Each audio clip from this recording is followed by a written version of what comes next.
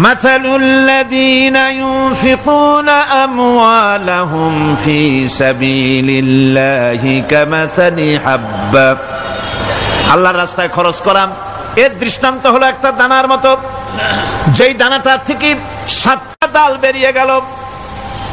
ফি কুল্লি সুমবালাতিন মিআতু হাব্বা, একটা দানা থেকে 7টা ডাল বেরোলো, এক একটা ডালে 100 করে দানা হলো, সব মিলাইয়া 700 দানা হয়ে গেল। ওয়াল্লাহু ইউদাইফু লিমান ইয়াশা ওয়াল্লাহু ওয়াসিউন আলীম। আল্লাহ পাক বলেন এই পৃথিবীতে একটা দানায় 700 দানা যে আল্লাহ রাব্বুল আলামিন তোমার হাতে ধরায় দিলেন, সে আল্লাহ পাকের ব্যাংকে যদি টাকা জমা রাখো, আল্লাহর রাস্তায় যদি খরচ করো, 700 গুণ বাড়ায় আল্লাহ তোমার হাতে ধরাইয়া দিবেন। আল্লাহু ইউদাইফু লিমান ইয়াশা, আর আল্লাহ ইচ্ছে করলে এর থেকেও বেশি তোমাকে দান করবেন। সুবহানাল্লাহ কোন জোরে। আর এই দান করতে হবে মরার আগে। কোন সময় দেবেন কোন? আমার দেশে বহু মুসলমান আছে যারা বলে হুজুর আসি আপনাদের পিছনে, যা বলেন আসি আসি, জীবন দিয়া দেব। এরা খুব চালাক, জীবন দিতে চায়, মাল দিতে চায় না। আল্লাহ তো আগে জীবন চায় নাই, আল্লাহ আগে কি চেয়েছেন? আল্লাহ আগে কি চেয়েছেন? আল্লাহ চেয়েছেন মাল। ওয়াতুজাহিদুনা ফি সাবিলিল্লাহি বিআমওয়ালিকুম ওয়া আনফুসিকুম। আল্লাহ পাক বলেন জিহাদ করো আমার রাস্তায় মাল দিয়ে আর জান দিয়ে। মাল দাও আগে, মাল না দিয়া যদি আগে মরে যাও, মালটা তো থেকেই গেল। সুতরাং মাল আগে আমার রাস্তায় দাও। দেবা কখন? মরার আগে দাও।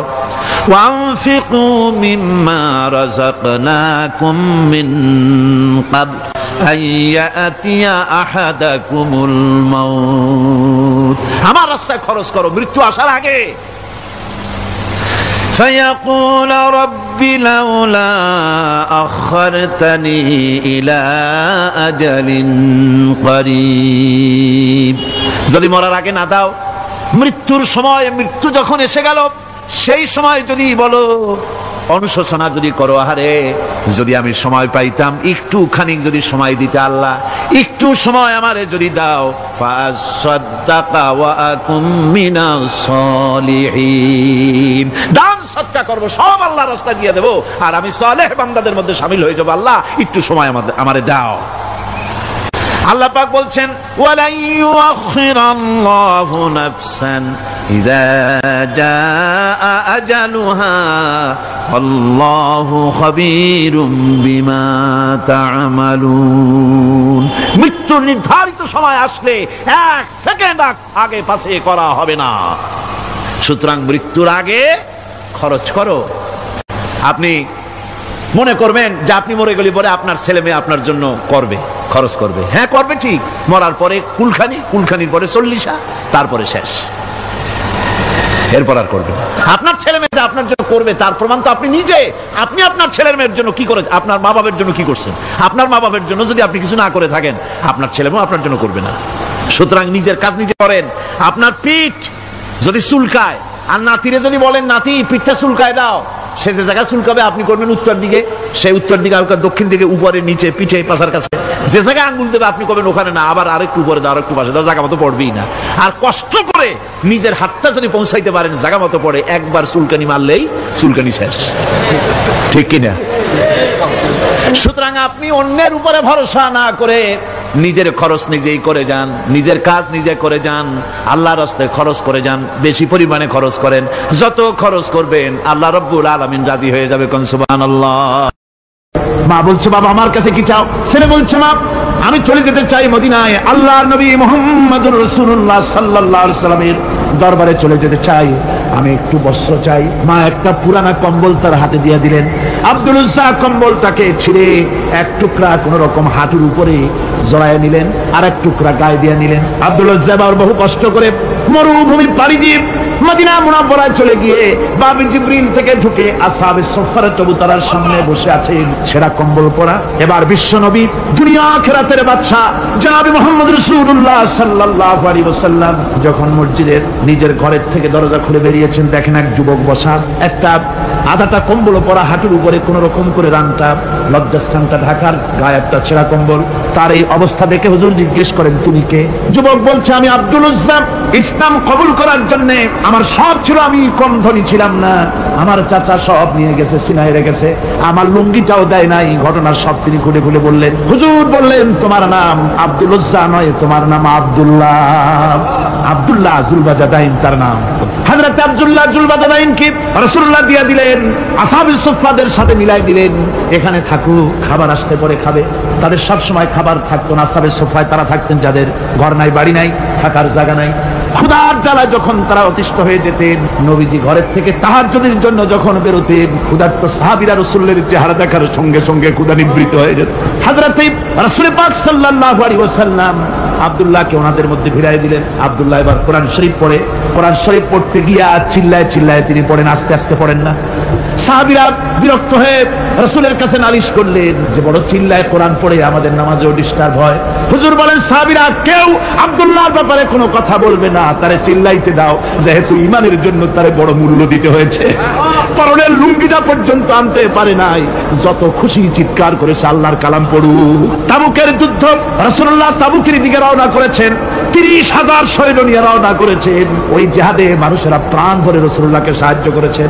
মেয়ে লোকেরা নাকের ফুল, কানের দুল, গলার হাল খুলে খুলে রাসূলের কদম মোবারক দিয়ে দিয়েছে। ধনীরা টাকা পয়সা সব দিয়েছে। হযরত আবু বকর তো যা ছিল সব এনে দিয়েছে, কিছু ছিল না ঘরে। রাসূল রওনা করলেন। প্রতিমধ্যে হযরত আব্দুল্লাহ জুলবাজাদাইন আল্লাহ নবীর খেদমতে হাজির হয়ে বলেন, হুজুর সবাই তো সব দিল, আমার কিছুই নাই, কিছু দিতে পারলাম না। হুজুর আপনি আমার জন্য দোয়া করেন, আমি যেন এই তাবুকের ময়দানে কাফেরদের বিরুদ্ধে লড়াই করে যেন শহীদ হয়ে যেতে পারি। মাল দিতে পারি নাই, কিন্তু আল্লাহর জন্য যেন আমার জীবনটা দিয়ে দিতে পারি। ও চট্টগ্রামের যুবকেরা, তরুণেরা, তোমাদের মতো 20 বছরের তরুণ হযরত আব্দুল্লাহ জুলবাজাদাইন শাহাদাতের তামান্না করে রিসালাতে মাহবের কাছে দাঁড়িয়েছে। হুজুর বললেন, একটা গাছের বাকল নিয়ে আসো। একজন একটা বাকল নিয়ে এলো। রাসূলুল্লাহ এই বাকলটা আব্দুল্লাহ জুলবাজাদাইনের হাতে লাগাই দিলেন। রাসূলুল্লাহ বললেন, আয় আল্লাহ, আমি আব্দুল্লাহর রক্ত কাফেরদের জন্য হারাম করে দিলাম। হযরত আব্দুল্লাহ বলছেন, ইয়া রাসূলুল্লাহ, আমি চাইছিলাম শহীদ হব, আর আপনি আমার রক্তটা হারাম করে দিলেন কাফেরদের জন্য। আল্লাহর নবী বলেন, আব্দুল্লাহ রে, কোনো চিন্তা করো না, তোমার মৃত্যু যদি জ্বরেও হয়, আল্লাহ রাব্বুল আলামিন তোমার শাহাদাতের দরজা দিয়ে দিবেন। তাবুকের প্রান্তরে চলে গেলেন। কয়েকদিন ওই তাবুকের ময়দানে থাকায় রাসূলের কাছে খবর এলো, আব্দুল্লাহ মারাত্মক জ্বরে আক্রান্ত হয়ে ইন্তেকাল করেছেন। রাসূলুল্লাহ বললেন, আমি জানাজা পড়াবো। হযরত আব্দুল্লাহর জানাজা হলো গভীর রাত। কবরের ভিতরে একজন দাঁড়ায়া লাশ ধরার জন্য একজন কবরের ভিতরে দাঁড়িয়েছে। 2 জন লোকে লাশ নিয়ে আসতেছে। হযরত বেলাল আলো উঁচু করে দাঁড়ায় ধরে আছে, অন্ধকার রাত, কবরের ভিতরে একজন দাঁড়ানো, লাশ নিয়ে এসেছে 2 জনে। কবরের ভিতরে যিনি দাঁড়ানো, তিনি বলছেন, এই লাশকে, তোমাদের ভাইকে আদবের সাথে কবরে রাখো।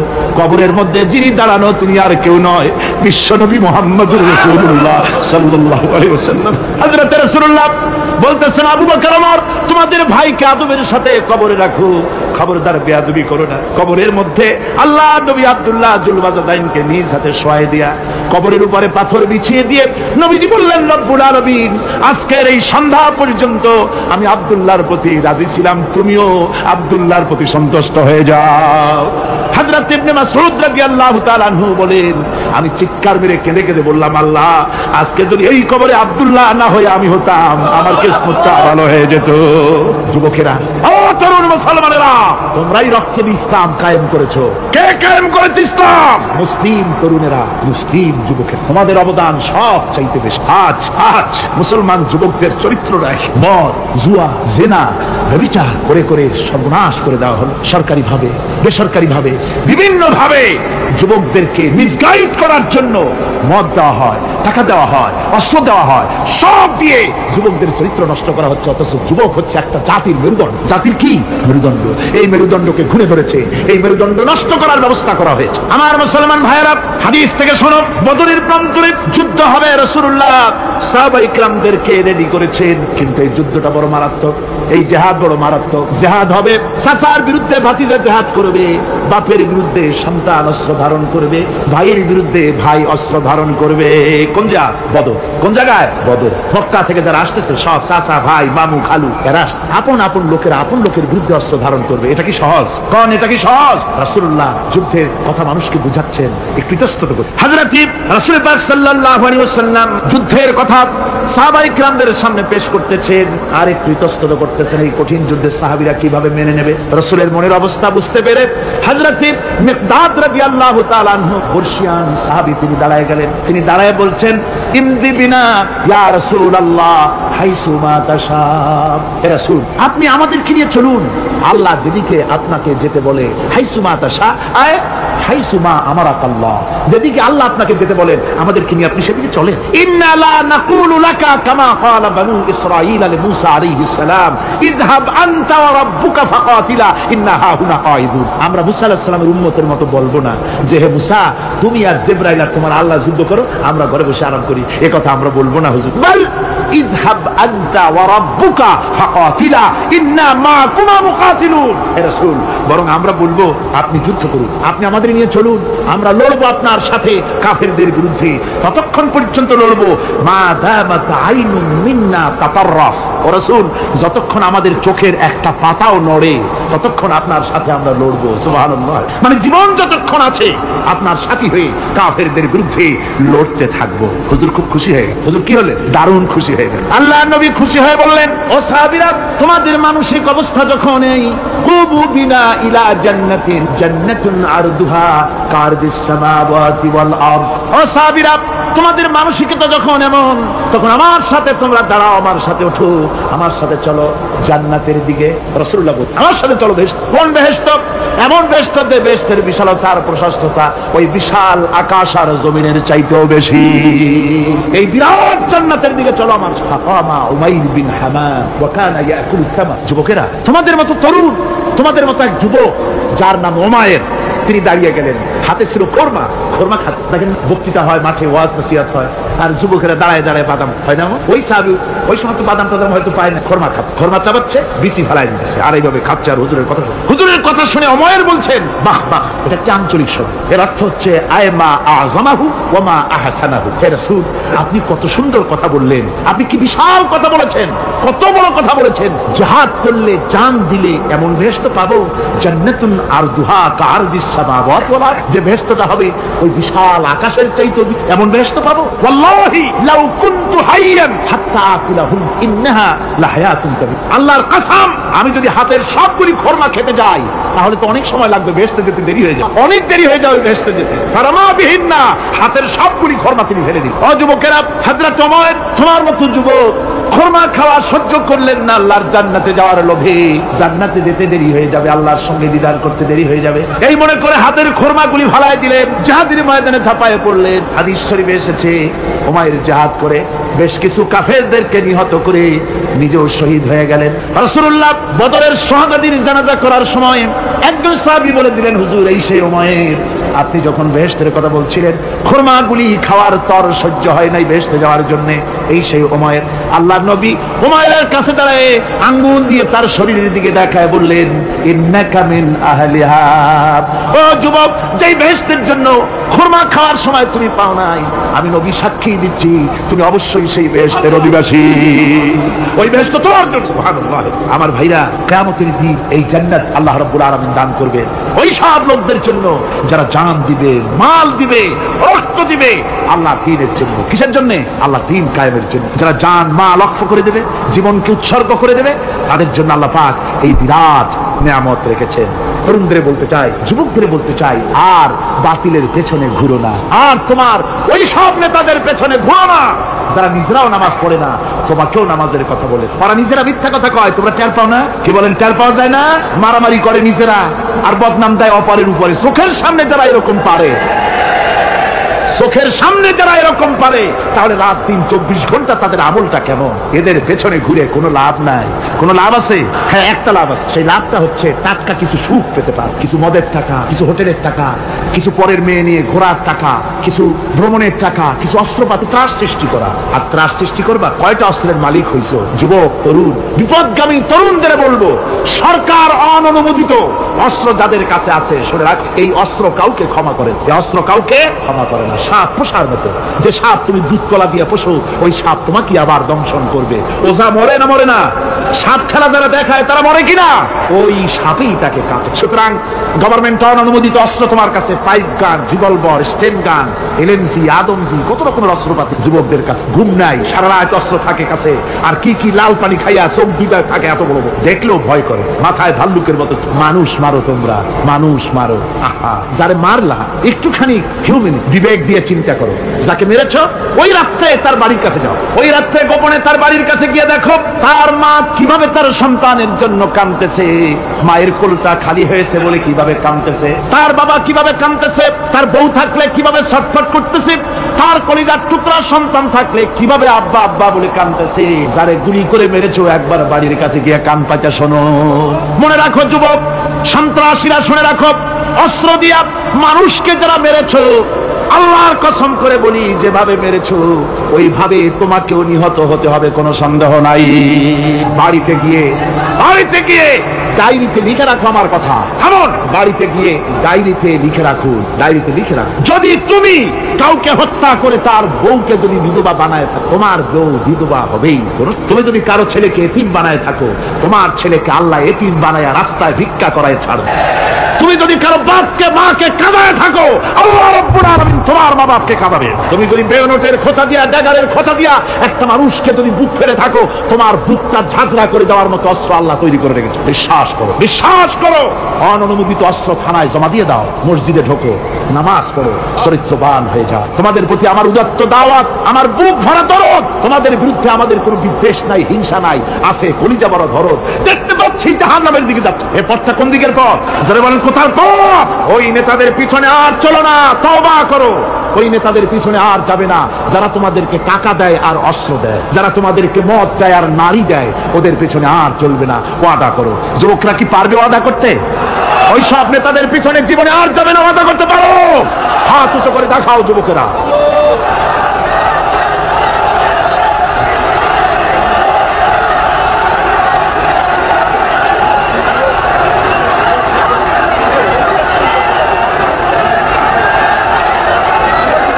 আমার মুসলমান ভাইরা, আমি তো দাঁড়াতে বলি নাই। জি জি জি জি জি বসেন বসেন। যে বুঝতে পেরেছি কালকের টেকনিক অবলম্বন করেছেন আপনারা আর কি। এই সুযোগে একটু কোমরটা সোজা করে নিলেন। বুঝতে পেরেছি আমরা কিছু মাইন্ড করিনি। এখন বসেন বসেন, তাড়াতাড়ি বসে যান। কথা আমার অনেক, সময় কম, না তাড়াতাড়ি শেষ করব। বসেন। আপনারা না বসলে তো কথা বলতে পারবো না, বসতে হবে। অত্যন্ত জরুরি জরুরি কথা আছে, সে কথাগুলি আমাদের শুনতে হবে। যেহেতু এই মাহফিলের পর আবার আপনাদের সামনে কথা বলতে পারবো এর কোনো গ্যারান্টি নাই। আছে নাকি কোনো গ্যারান্টি? নাই। সুতরাং বসতে হবে, কেউ দাঁড়াবে না। জোরে সোরে জিকির করেন, লা ইলাহা ইল্লাল্লাহ, লা ইলাহা। আমার ভাইরা, আজকের মাহফিলের সবচেয়ে বড় আকর্ষণ আখিরি মোনাজাত, ঠিক না? কোরআনে কারীমের মাহফিলের মোনাজাত অবশ্যই কবুল হবে ইনশাআল্লাহ। এত মানুষের দোয়া আল্লাহ ফিরাতে পারেন না। তার নাম রহমান, তার নাম রহিম, তার নাম গফুর, তার নাম গাফফার। বান্দার দোয়া কবুল করাই তো তার কাজ। সুতরাং নড়াচড়া আদৌ করবেন না, যার যার জায়গায় বসে থাকুন। না বসলে আপনারা যদি হাঁটেন, মাঝে মধ্যে দাঁড়ান, এটা খুবই বিরক্তির উদ্রেক করবে। ভাইয়েরা, আমি সকলকে সেজন্য বলতে চাই যে আমরা আল্লাহর দ্বীন প্রতিষ্ঠার জন্য এই জিহাদের কথা যে আল্লাহ বলছেন, এই জিহাদের জন্য আমরা জান মাল সব কিছুকে উৎসর্গ করতে চাই। আল্লাহ যেন কবুল করেন, সবাই বলেন আমিন। আনন্দ, আরাম আর বিলাসিতায় আমরা আমাদের জীবনকে ভাসায় দিয়ে, যার কারণে আমাদের জিল্লুত। এ মুসলমানদের উরুজ, এ মুসলমানদের তারাক্কি কিভাবে আসছে শুনুন। বিশ্ব কবির ভাষা, বিশ্ব কবি আল্লামা ইকবাল রহমতুল্লাহ আলাইহি বলেছেন, আ তুঝে বাতাও তকদীরে উমম क्या है, आ तुझे बताओ तकदीरे उमम क्या है, शमशेर उसना अव्वल ताऊस और बाबाखीर। এসো আমি তোমাকে এই জাতির উন্নতির কথা শোনাই। এই জাতির উন্নতি তখন হয় যখন এক হাতে থাকে কোরআন আর এক হাতে থাকে তরবারি, তখন হয় জাতির উন্নতি। আর এই জাতি যখন কোরআন আর তরবারি ছেড়ে দিয়ে যখন তানপুরা, বেহালা, সারিন্দা, নারিন্দা, গিটার, পিটা, সারেগামা, পাদানিসার পেছনে যখন লাগে, কপাল তখনই পড়ে। কপাল পড়ে কখন? তখনই পড়ে। আজ আমাদের টেলিভিশন, আমাদের রেডিও, আমাদের সংস্কৃতি সব সারেগামার সংস্কৃতি। কিসের সংস্কৃতি? আগে তো মুসলমানের ঘরে প্রত্যেকদিন সকাল বেলায় আওয়াজ আসতো, মুসলমানদের ঘরে সকাল বেলায় মুসলমানদের ঘরে ঘরে জানালার ফাঁক দিয়ে আওয়াজ আসতো, বিসমিল্লাহির রহমানির রহিম, সূরা ইয়াসিন, সূরা রহমান ইত্যাদি তেলাওয়াত ভেসে আসতো। এখন আর তেলাওয়াত ভেসে আসে? এখন মুসলমানদের ঘরের থেকে সকালবেলায় আওয়াজ আসে সারেগামা, বাদানিশা, বাবা খালু, মামু নানা, হাবি জাবি, এই গানের ট্রেডিংগুলি, গানের শব্দগুলি চলে আসে। কোরআন শিখবার জন্য, শিখাবার জন্য ছেলের জন্য যে মৌলবী রাখে, সারা মাস পড়াবে, বেতন 300 টাকা। আর গানের মাস্টার যে গান শিখাবে, রবীন্দ্রসঙ্গীতের প্যানপ্যানানি সুর শিখাবে, নাচ শিখাবে, সপ্তাহে 2 দিন এসে 2 ঘন্টা শিখাবে, বেতন 3000। কপাল পোড়া জাতি। কি বড় জাতি? জাতি তার কপাল পুড়ে। কোরআনের সাথে তার সম্পর্ক কম, জিহাদের সাথে সম্পর্ক কম, সম্পর্ক হয়েছে গানের সাথে, সম্পর্ক নাটকের সাথে। তাই আজ আল্লাহর দ্বীন কায়েমের জন্য লড়াইয়ের ময়দানে আসতে হবে। বাংলাদেশে কিন্তু জিহাদের ডাক এসে গেছে। কিসের ডাক এসেছে? জিহাদের ডাক। এই জিহাদে সাড়া দিতে হবে। আমি আগেই বলেছি, ওই জিহাদ ওই রকম না যে লাঠি ঠেঙ্গা নিয়ে যাবাই বলে। জিহাদ হচ্ছে বাতিলের বিরুদ্ধে। টেলিভিশনের ভিতরে নাটকের মাধ্যমে ইসলামকে অসম্মান করা হচ্ছে, মুসলমানদের দাড়িকে অসম্মানিত করা হয়, টুপিকে অসম্মানিত করা হয়, তারপরে সিনেমার ভিতরে গানের মধ্যে ইসলামকে অপমানিত করা হয়। যার কারণে বিরোধীর এর বিরুদ্ধে জাতি সোচ্চার না হওয়ার কারণে আস্তে আস্তে মুসলমানদের ঈমান কমে যাচ্ছে। বাতিল শক্তিশালী হয়ে আক্রমণ করছে। আপনারা বলেন, ভারতের কি ক্ষমতা মসজিদ ভেঙে দেয়? এই পৃথিবী কি মুসলমান কম? জোরে বলেন, মুসলমান কম? তাহলে ভারতের বাবরি মসজিদ তারা ভাঙলো কি করে? সাহস পেল কোথা? সাহস পেয়েছে আমরা আমাদের ঐক্য বিনষ্ট করি, আমাদের ঐক্য ভেঙে ফেলেছি। আমরা একজন আর একজনকে গালি দেই, মুসলমান না বলে গালি দেওয়া হয়। পরস্পরের মহব্বত নাই, স্বীকৃতি নাই, শ্রদ্ধা নাই, ঐক্যবদ্ধভাবে আমরা নাই। আমরা আমাদের চরিত্র নাই, চরিত্র নষ্ট করেছি। ফলে তারা বুঝতে পেরেছে এই মুসলমান সেই মুসলমান নয় যারা জীবনের চাইতে মৃত্যুকে বেশি ভালোবাসতো, যাদের চরিত্র ছিল উন্নত। এরা সেই জাতিরা, এরা মিথ্যা কথা বলে, এরা জুয়া খেলে, এরা মদ খায়, এরা জেনা করে, এরা বদমাশি করে। এদের সেই চরিত্র নাই যেই চরিত্রের বলে আমাদের অপকর্মের মোকাবেলা করতে পারে। এই বিশ্বাস নিয়ে তারা বাবরি মসজিদের উপরে হামলা করে। বাবরি মসজিদ ভাঙলো, মসজিদের উপরে যখন শাবল মারা হচ্ছিল, কেবল নিউজ নেটওয়ার্কের মাধ্যমে আমরা এই দৃশ্য দেখেছি, টেলিভিশনের পর্দায় দেখেছি শাবল মারা হচ্ছে। তখন মনে হচ্ছিল শাবল তো মসজিদের উপরে পড়ছে না, শাবল যেন পড়ছে পৃথিবীর 125 কোটি মুসলমানের কলিজার উপরে। ভারত মসজিদ ভেঙে দিল। এরপরে এই মসজিদ ভাঙলো বিজেপি, শিবসেনা সহযোগিতা করলো ভারতের প্রধানমন্ত্রী নরপশুরাও। এই পৃথিবীর বর্তমান পৃথিবীর নিকৃষ্ট মানব সন্তান, জঘন্য শয়তান নরপশু। ওইটা নরসীমা নয়, ভারতের প্রধানমন্ত্রী মানুষ না, এটা একটি শয়তান। জোরে বলেন, এটা কি? পৃথিবীর ইতিহাসকে কলঙ্কিত করেছে। আজ পর্যন্ত পৃথিবীতে কোথাও মসজিদ ভাঙা হয়েছে কোন ইতিহাস। আর ভারতের বেয়াদব সরকার বাংলাদেশে যখন সংসদে ভারতীয় এজেন্টদের প্রতিবাদের মোকাবেলায় যখন ভারতের এই কাজের নিন্দা জানানো হলো, ভারতের বেয়াদব সরকার তখন বলছে বাংলাদেশের গতিবিধির উপরে আমরা কড়া নজর রাখছি। বেটা বেয়াদব, বাংলাদেশ কি তোমার ভুটান না সিকিম? বাংলাদেশের উপরে কড়া নজর রাখার অধিকার তোমার নাই। এই পৃথিবীতে বাংলাদেশের সবচাইতে বড় দুশ্মন ভারত। সবচাইতে বড় দুশ্মন কে?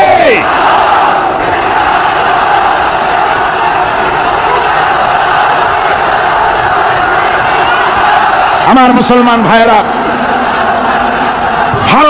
ভারতের জনগণের সাথে আমাদের কোনো বিদ্বেষ নাই, ভারতের জনগণের সাথে আমাদের কোনো শত্রুতা নাই, ঠিক কিনা? আমাদের দুশ্মনী নরপশুর সাথে। তুমি একটা সরকার, তোমার হাতে রয়েছে সেনাবাহিনী, তোমার সাথে বিএসএফ, তোমার হাতে ল্যান্ড ফোর্স, এয়ার ফোর্স, সব বাহিনী তোমার হাতে। মসজিদ ভাঙে চোখের সামনে, তোমার বাহিনীর লোকেরা অস্ত্র নিয়ে দাঁড়িয়ে থাকে, একটা ফাঁকা গুলিও করলো না। করছে একটা ফাঁকা গুলি? মুসলমানেরা প্রতিবাদ করলো, সেই প্রতিবাদের মুখে মুসলমানদেরকে গুলি করে মারা হলো। কারফিউ দিয়ে পুলিশেরা মুসলমানদের ঘরে ঢুকে মুসলমানদেরকে বের করে এনে বেয়নেট চার্জ করে শহীদ করে। দিল্লি, মিরাট, দিল্লিতে, মিরাটে, কলকাতায়, বোম্বে, মাদ্রাস, গোটা ভারতে সাম্প্রদায়িক দাঙ্গা দিয়ে ডুবিয়ে ফেলে মুসলমানের আজকে তা সেখানে এতিম অবস্থায় পড়ে আছে। একটা সরকার এই দৃশ্য দেখতে পারে? মানুষের কোনো মর্যাদা তোমার কাছে নাই? আরো বাংলাদেশের উপরে কড়া নজর রাখবা। 1971-এর বাংলাদেশ এখন না, 93 বাংলাদেশ। তোমার গোলামেরা দেশ শাসন করে না, এদেশে 11.5 কোটি মুসলমান বাস করে। আমরা ভারতকে দেখিয়ে দেব ইনশাআল্লাহ, জিহাদের প্রেরণা নিয়ে যদি প্রয়োজন হয় বাংলাদেশের যুদ্ধ যদি করা লাগে ভারতের সাথে, আর যুদ্ধ করা লাগবে। রাসূলুল্লাহর ওয়াদা। কার ওয়াদা? নাসাই শরীফ, ইবনে মাজাহ, এই তার দুটি হাদিসের মধ্যে হযরত আবী হুরায়রা রাদিয়াল্লাহু তাআলা আনহু বর্ণিত হাদিস রয়েছে। বলেছেন দুই শ্রেণীর লোক কিয়ামতের দিন জাহান্নাম থেকে মুক্ত হয়ে যাবে। এক শ্রেণী হচ্ছে যারা ঈসা আলাইহিস সালামের সাথে সাথী হয়ে যারা লড়বে আর শহীদ হবে, কিয়ামতে তারা জান্নাতে যাবে, জাহান্নাম থেকে মুক্ত। আর দ্বিতীয় শ্রেণী, ভারতের সঙ্গে একটা যুদ্ধ হবে, রাসূল বলেছেন হিন্দুস্তানের সঙ্গে একটা লড়াই হবে। ওই লড়াইয়ে যারা শহীদ হবে, রাসূলুল্লাহ বলেছেন কিয়ামতের দিন জাহান্নাম থেকে আল্লাহ মুক্ত করে দিবেন। সেই লড়াই ভারতের সাথে আমাদের হবে। ওই লড়াই যেদিন বাঁধবে, বাংলাদেশের সেনাবাহিনী, air force, land force, police শুধু আড়াই যুদ্ধ করবে না, বাংলাদেশের 12 কোটি তৌহিদি জনতা শহীদ তিতুমীরের বাস হাতে নিয়ে ভারতকে পিটিয়ে ঠান্ডা করবে ইনশাআল্লাহ।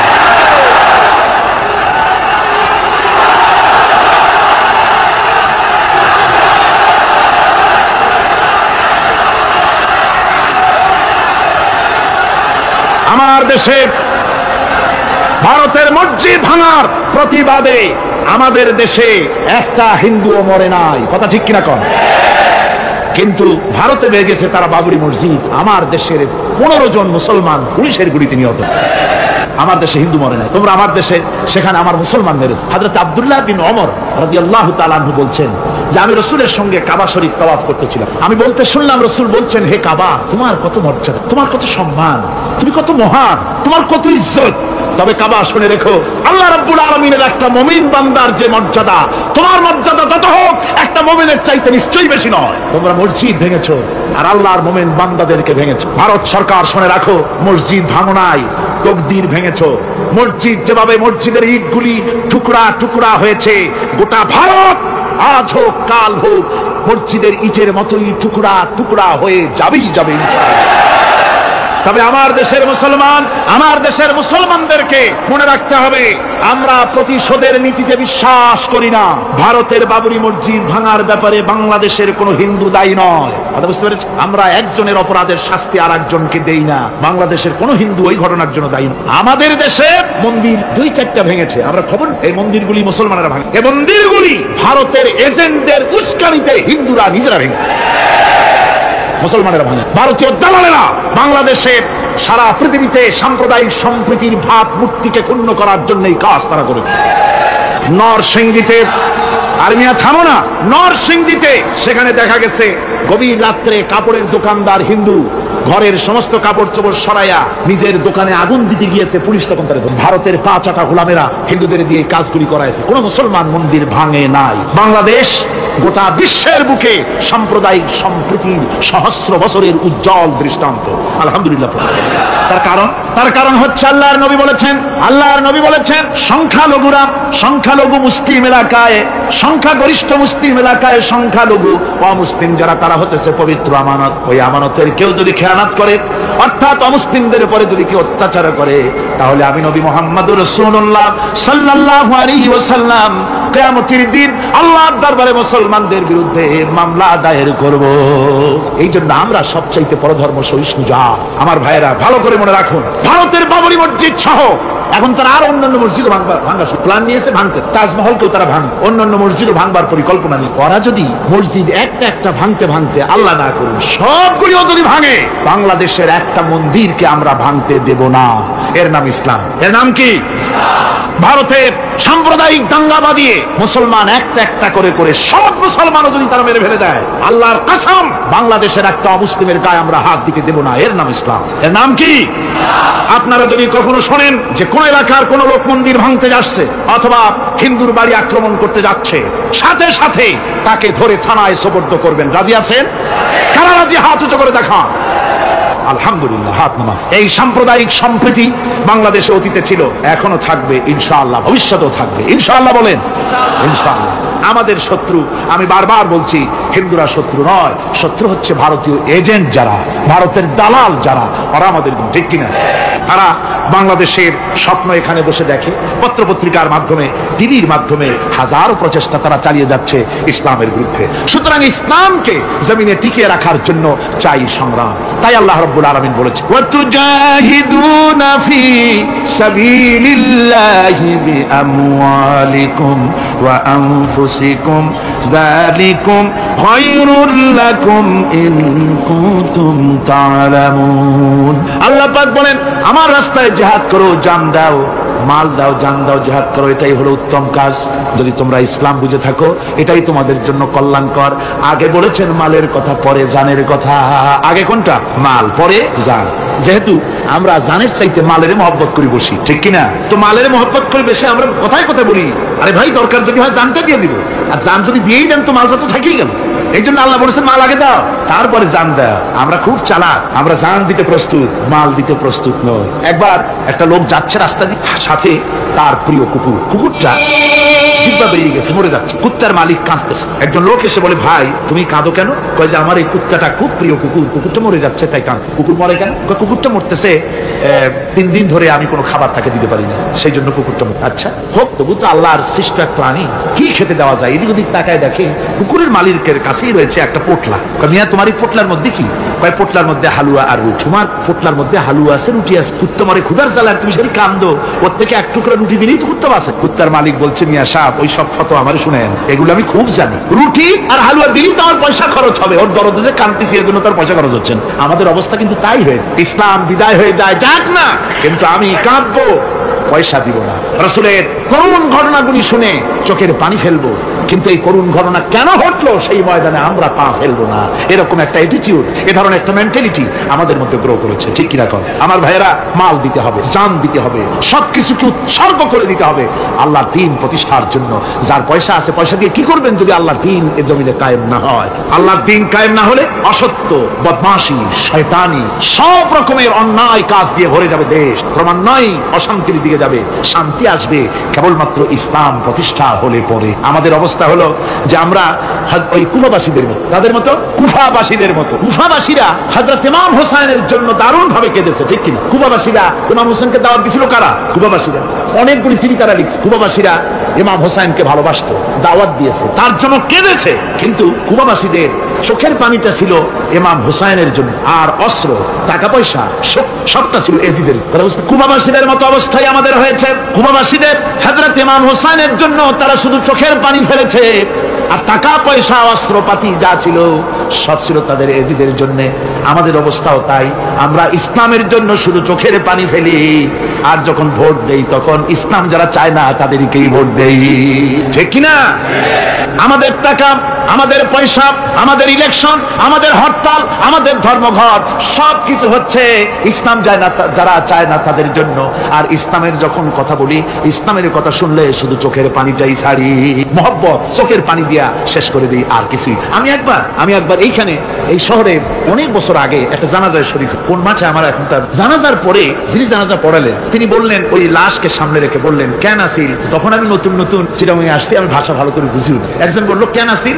সবাই কইলো গম আসিল। আমি বললাম যে গম আসিল, মরা মানুষের সাথে গম, আমি আটা গম, সে তাই মনে করেছি যে এটার কি সম্পর্ক। আমি ইমাম সাহেবকে জিজ্ঞেস করলাম যে আপনি বললেন কি, আর জনগণই বা বলল যে আমি জিজ্ঞেস করলাম যে লোকটা কেমন ছিল, তো সবাই বললো ভালো ছিল। তা বললাম তো ফায়দা কি?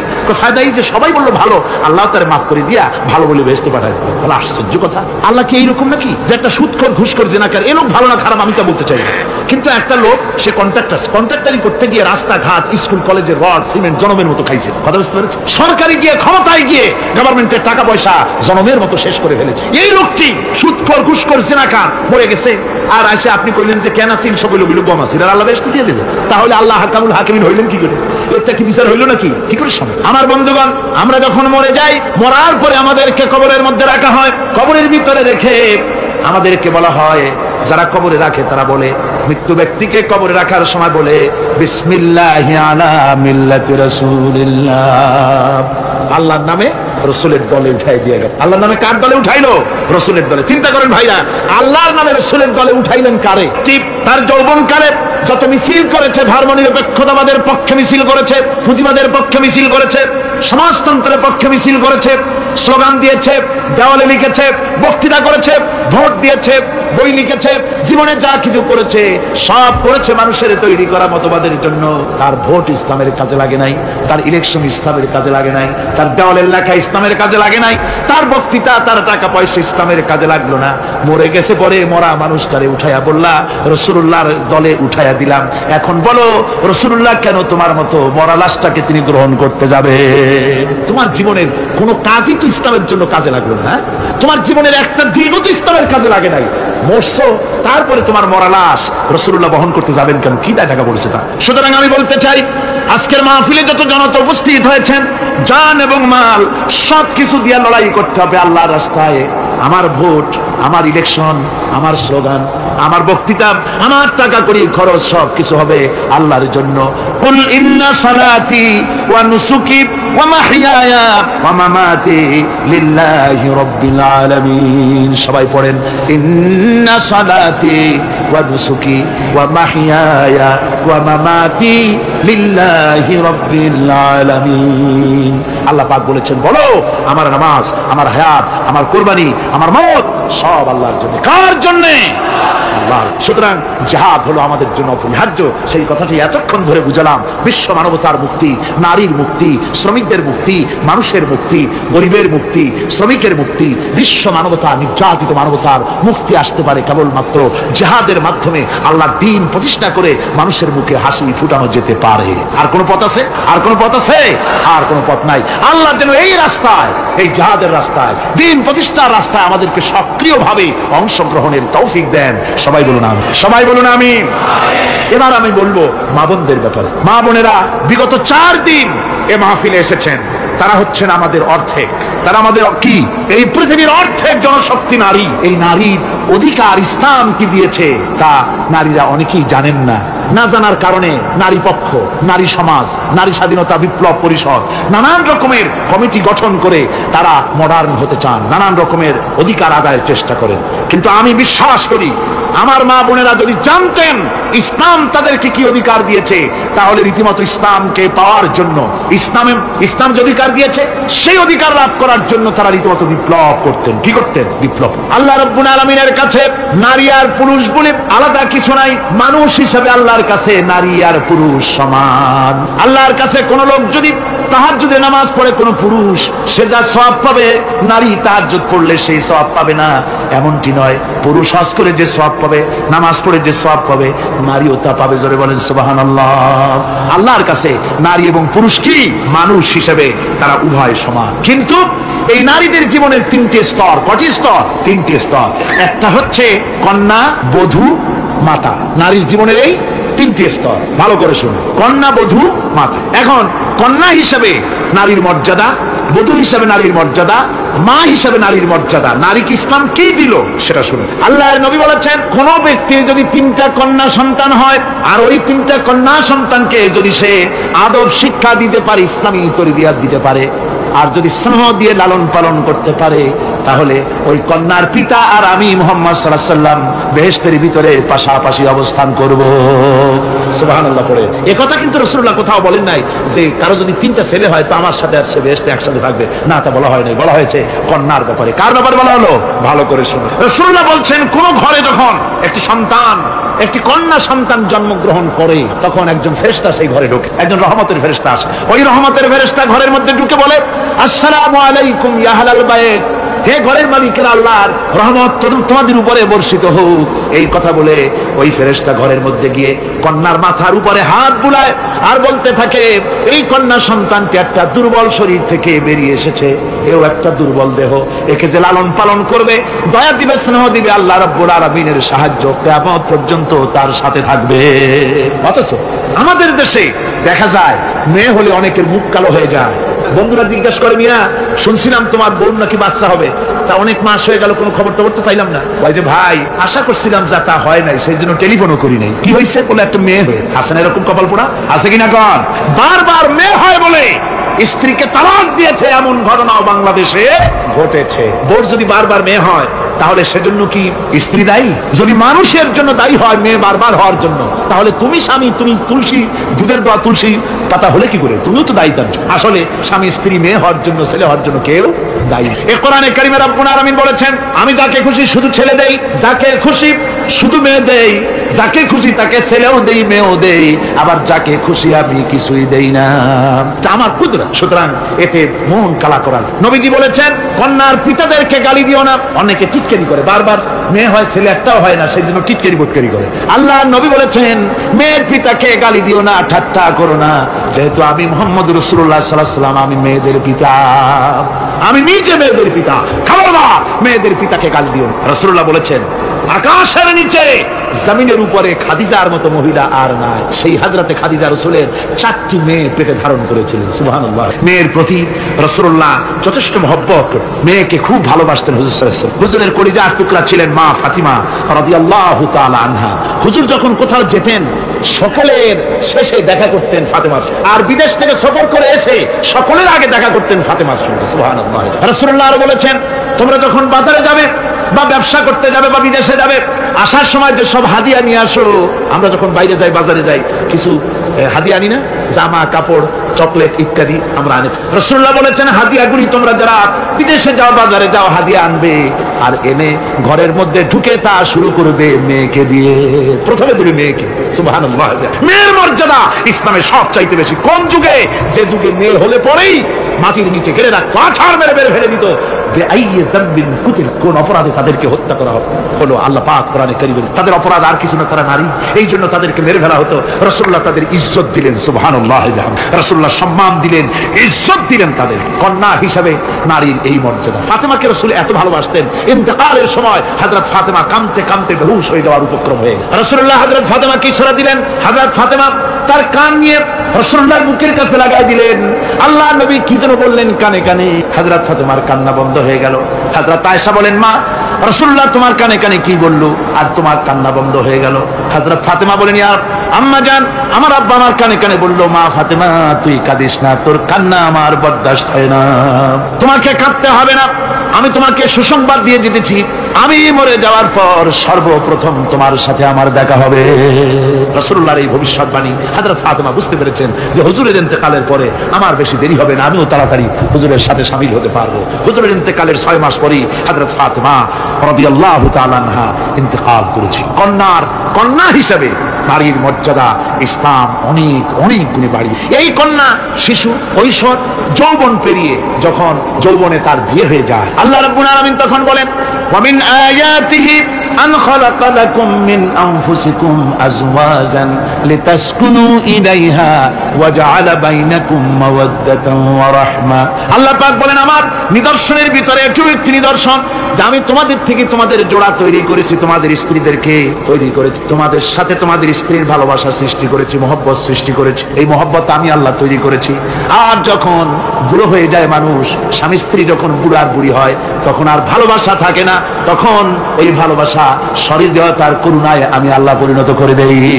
বুড়ার জন্য তখন বুড়ি ছাড়া আর উপায় নাই, বুড়িরও আর বুড়া ছাড়া উপায় নাই। তখন ভালোবাসা কোনো বিশেষ কোনো অলক্ষণীয় ভালোবাসা নয়, তখন একের উপরে অন্য একদম নির্ভরশীল হয়ে পড়ে। আল্লাহ পাক বলেন, এই অবস্থা আমি আল্লাহ সৃষ্টি করে দেই। সুবহানাল্লাহ। আল্লাহ পাক বলছেন, নারীদের উপরে, নারীদের সাথে, স্ত্রীদের সাথে ভালো ব্যবহার করো। তার কোনো ব্যাপারে যদি মনটা তোমার কখনো খারাপ হয়, কোরআন শরীফের মধ্যে আল্লাহ পাক বলে দিয়েছেন পরিষ্কার করে যে কখনো তার সাথে খারাপ ব্যবহার করো না।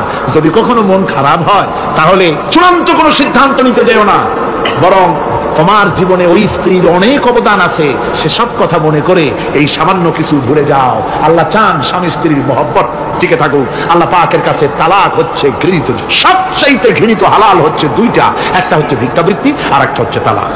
আল্লাহ পাক নারীকে বলেছেন, নারী আর পুরুষকে বলেছেন যে তোমরা হচ্ছে হুন্না লিবাসুল লাকুম ওয়া আনতুম লিবাসুল লাহুন, তোমরা পরস্পরের জন্য পোশাক পরিচ্ছদের মতো অঙ্গাঙ্গি ভাবে একের উপরে অপরের পরিপূর্ণ অধিকার তোমাদের রয়েছে। এই অধিকারের ভিত্তিতে ভালোবাসার ভিত্তিতে জীবন গড়ার জন্য আল্লাহ পাক বলেছেন। তারপরে তার অর্থনৈতিক অধিকার তাকে দিয়েছে।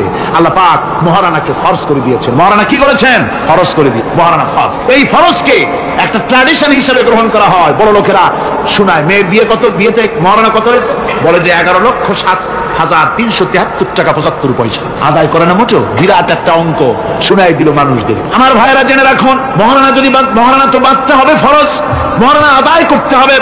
এই মহারানার টাকা যদি আদায় করা না হয়, স্ত্রী যদি স্বেচ্ছায় স্বামীকে মহারানা মাফ করে না দেয়, তাহলে কিয়ামতের দিন আল্লাহর দরবারে ওই স্বামীকে জিনাকারীর কাতারে দাঁড়াতে হবে। জোরে বলেন নাউজুবিল্লাহ। মহারানার টাকা আপনি দিয়ে দিবেন। ওই মহারানার টাকা দিয়ে স্ত্রী যদি লক্ষ কোটি কোটি টাকার মালিক হয় ব্যবসা করে, তারপরেও স্ত্রীর সুখ শান্তি, রোগ শোক, খাওয়া পড়া সবকিছুর দায় দায়িত্ব কার? স্বামী। সুবহানাল্লাহ। নারীর অধিকার কত বেশি ইসলাম দিয়ে। একটা মহিলা নির্বাচিত কলাম একটা বই লিখেছে, আমি ওই মহিলার নাম নিতে চাই না, আমার ঘৃণা করে। এই মহিলা লিখেছে যে রাসূলুল্লাহ বলেছেন পৃথিবীর সমস্ত জিনিস হচ্ছে ভোগের সামগ্রী, তার মধ্যে শ্রেষ্ঠ ভোগের সামগ্রী হচ্ছে নারী।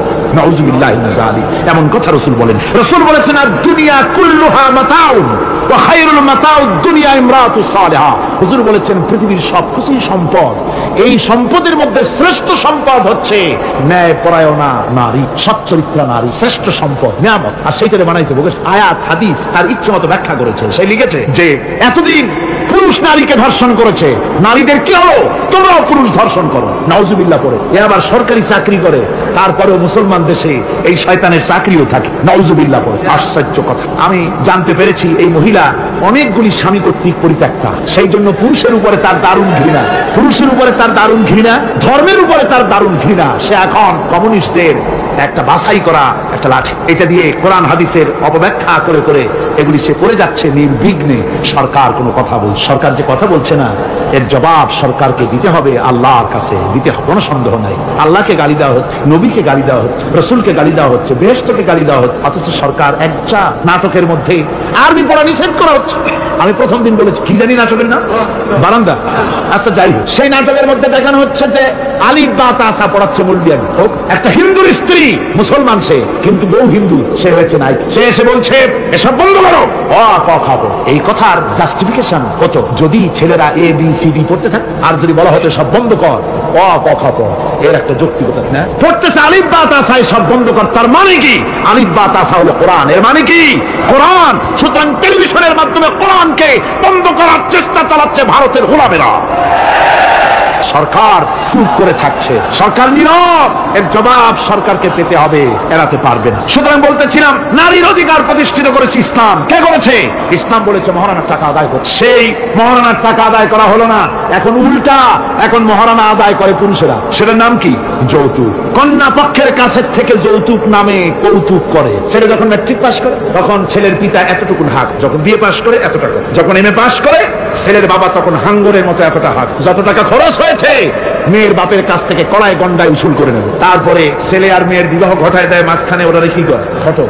এই ঘটক ঘটকালি। অমুকের ছেলে ইঞ্জিনিয়ার, খুব ভালো ছেলে, দারুণ ভালো, বলে কত ভালো, থানায় খুব রিপোর্ট আছে, তাই দেখো খুব ভালো ছেলে। তা কি লাগবে?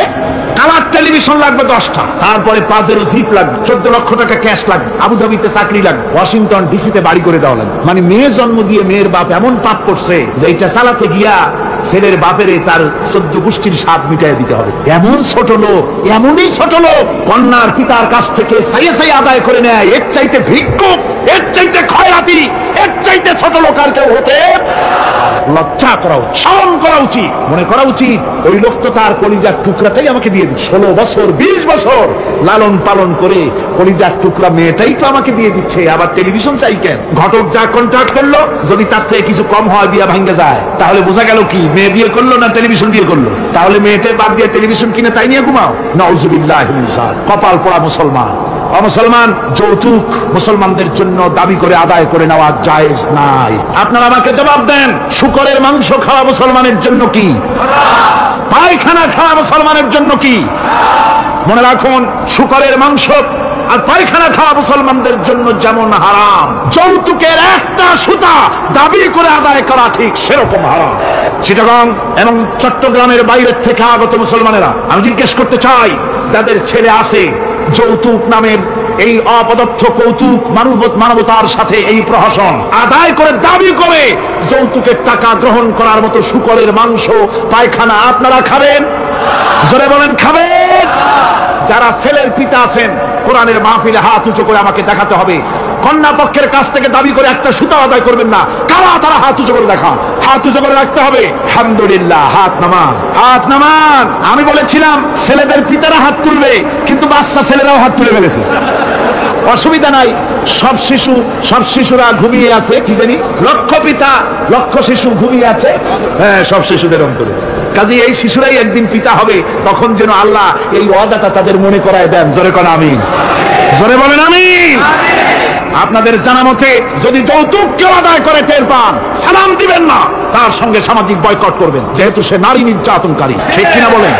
মা বোনেরা সম্মানের পাত্র, তাদেরকে বিয়ে করবেন সম্মান দিয়ে, আপনি টাকা দিয়ে বিয়ে করবেন, আপনাকে পয়সা দেওয়া হবে কেন? শ্বশুর যদি ইচ্ছে করে আপনাকে একটা কলম দেয়, শেরওয়ানি কাপড় দেয়, আবার থালাবাটি গড়ি দিতে হবে, তুমি কি খয়রাতি? সম্মান থাকা উচিত, পার্সোনালিটি থাকা উচিত। শ্বশুরের টাকা দিয়ে বড়াই করবে, শ্বশুরের টাকা দিয়ে বাড়ি করবা, চাকরি করবা, লজ্জা করে না মুসলমান? নারী জাতির সম্মান আল্লাহ দিয়েছেন। কে দিয়েছেন? স্ত্রীকে রাসূলুল্লাহ কত ভালোবাসতেন। আল্লাহর নবী বলেছেন আমার কাছে তিনটা জিনিস প্রিয়, একটা হচ্ছে সুগন্ধি, একটা হচ্ছে নামাজ, আর একটা হচ্ছে স্ত্রী। সুবহানাল্লাহ, স্ত্রী আমার কাছে প্রিয়। হুজুর বলেছেন তোমাদের মধ্যে সেই ব্যক্তি উত্তম যে ব্যক্তি তার স্ত্রীর কাছে উত্তম। আমি আমার স্ত্রীদের কাছে উত্তম ব্যক্তি। সুবহানাল্লাহ। রাসূলুল্লাহ স্ত্রীকে কত ভালোবাসতেন। বিশ্বনবী রাজনৈতিক কর্মকাণ্ড চালাচ্ছেন, যুদ্ধের দামামা বাজতেছে, চতুর্দিকে কত অশান্তি, সবকিছু চলছে, স্ত্রীর হক আদায় করতে ভুলে যান। রাতের বেলায় হযরত আয়েশার বয়স কম, তাকে নিয়ে রাসূলুল্লাহ একটু সুযোগ পেয়ে বলছেন আয়েশা সব তো ঘুমিয়ে, চলো আমরা একটু দৌড়াই। ওই যে দূরে একটা জিনিস দেখা যায়, দৌড় দাও, দেখি কি আগে যায়। দুজনে দৌড় প্রতিযোগিতা করলেন।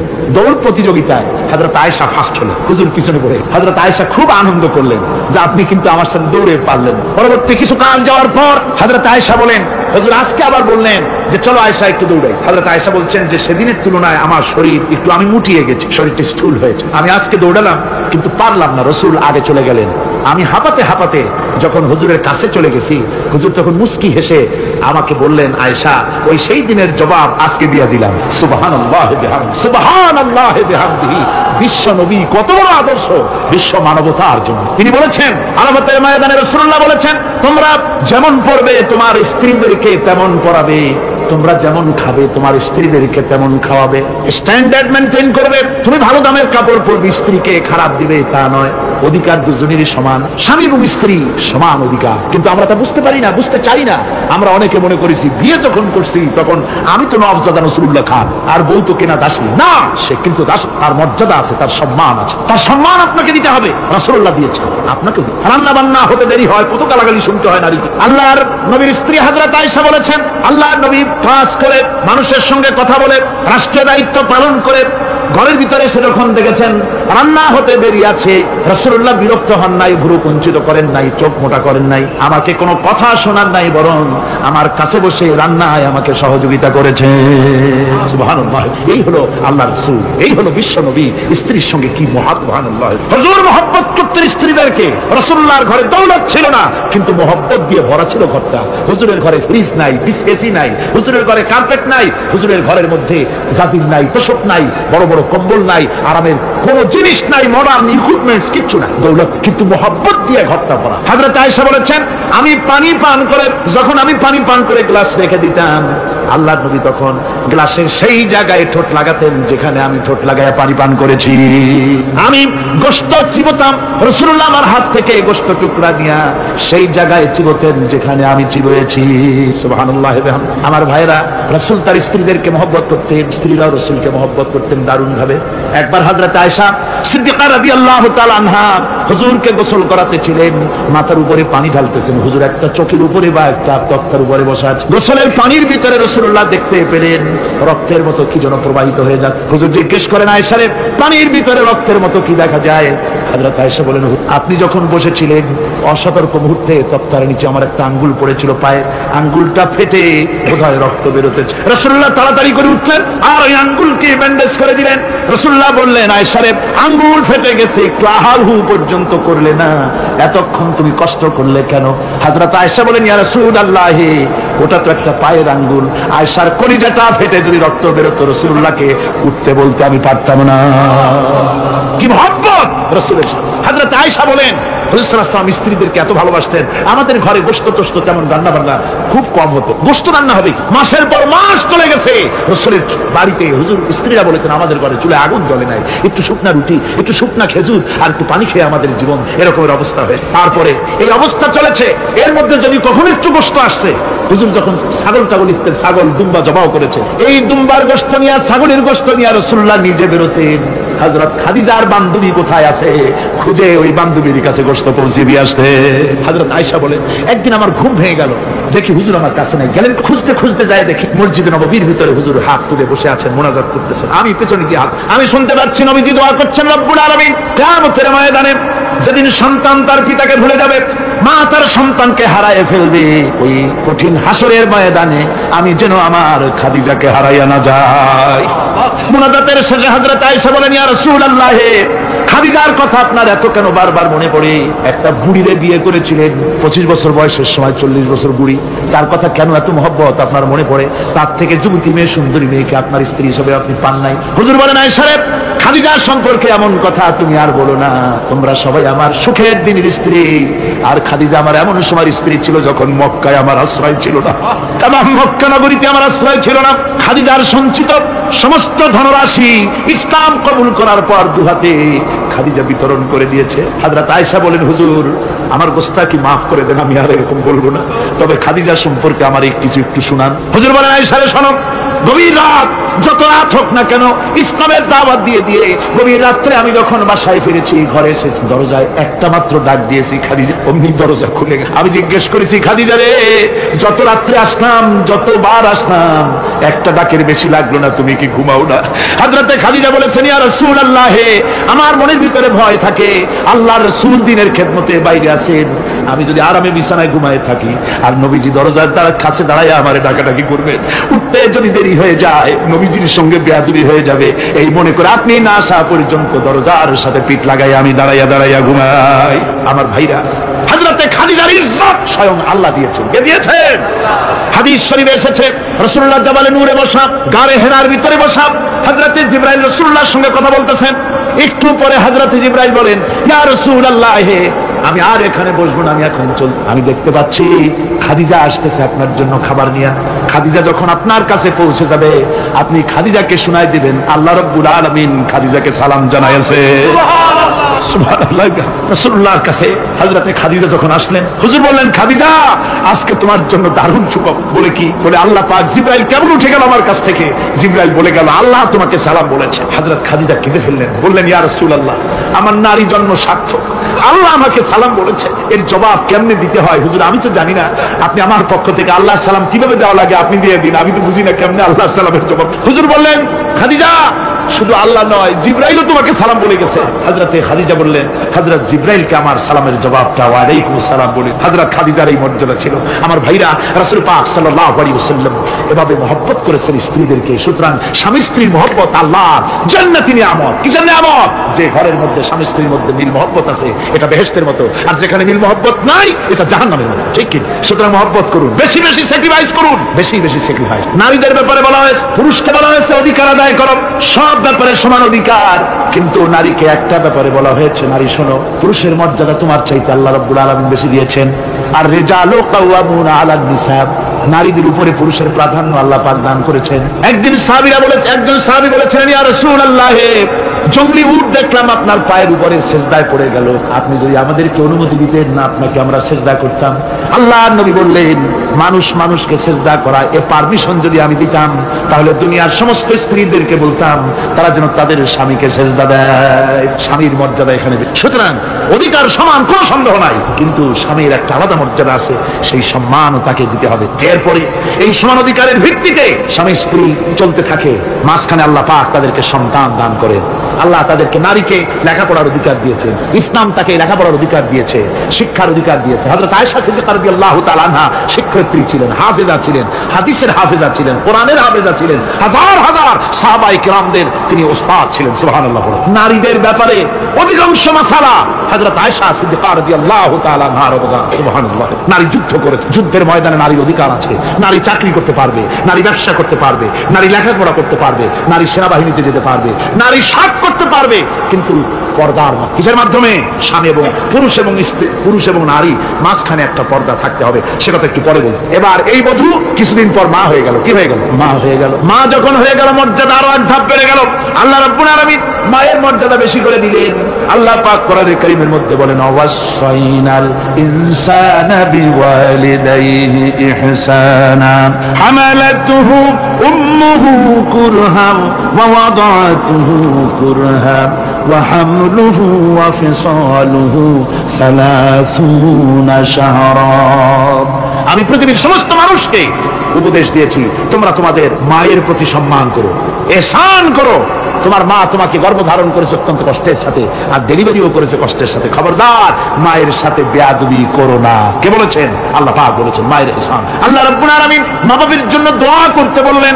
আল্লাহ পাক বলেন, মা বাবার সামনে যেন কখনো মাথায় ঝাঁকি দিয়া চোখটা মোটা করে মা বাবার সঙ্গে কথা বলো না।